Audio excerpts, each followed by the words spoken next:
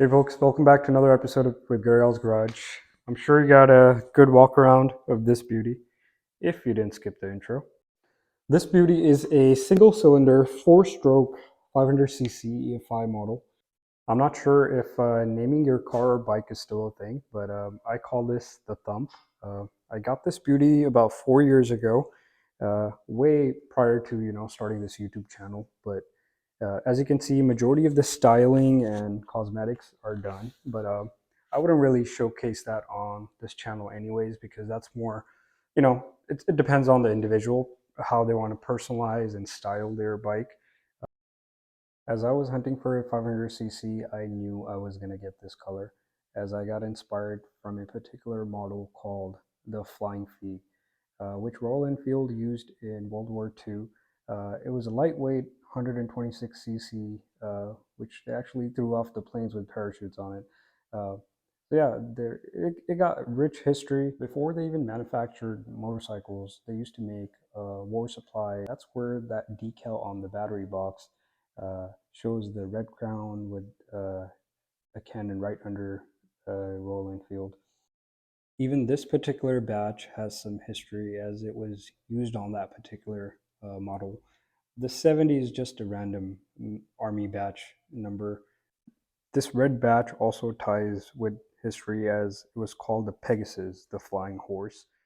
I know some of you might call me out why I have a US Army star on the side instead of a England flag, but I'm from the States and I have to showcase I'm proud where I live. Be upgrading this small little beep beep that comes from the factory, which clearly doesn't go with the personality of the bike. I will be upgrading to something bigger. These root or roots horns, um, which are both a low and a high. So yeah, I'll walk you through the wiring process and how I'm going to install these. So you will need 4 pieces of wiring, approximately 8 to 9 inches, which we will use for both positive and negative sides for both the horns. Additionally, you will need a 4-way relay. I'm using this particular one, which I'll drop it in the description. I'm using this 10 gauge, which I have connected to the positive terminal and routed it under the tank all the way to our mountain location. You will need to remove the factory bolt and get a longer bolt. It is important to use washers on both the sides, as I won't be grinding this paint off in order to earth that.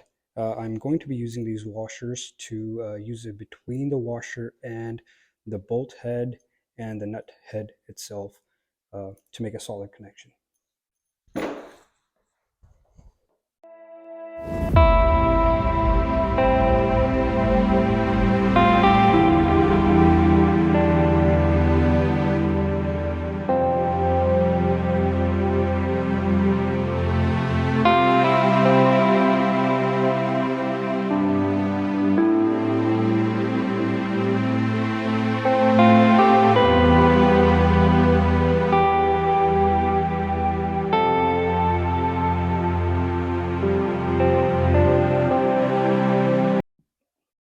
Quick overview of the wiring. Red is a high, blue is a low, and negative, positive, negative, positive. So this is my negative lead, and we're gonna bolt this. So this is basically gonna get attached something like that, and so that will be our ground. And then I have my positive leads combined into one, which is going to go in the relay. So these connections will be tied on these ends. All right, guys, I have mounted it and made all the wiring connections. Just gonna walk you through it. So once again, the positive at the positive terminal routed under the gas tank, which comes out to here. And then for both the horns, the positives are combined into one, and the negatives on the horns are just mounted to the bolt itself for both the sides. So the way it is gonna go on the relay is The wire that is coming from the battery is going to go at the very top. And then the combined positive wire we have for the horns is going to go to the one that is horizontal. And then these factory horn wires, it doesn't matter, they're going to go on both the sides. That's just for your switch at the handlebar. Put those in.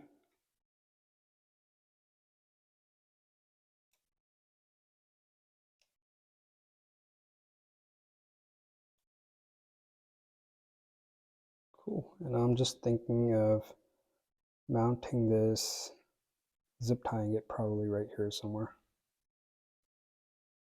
Yeah, let's test it out. Ignition.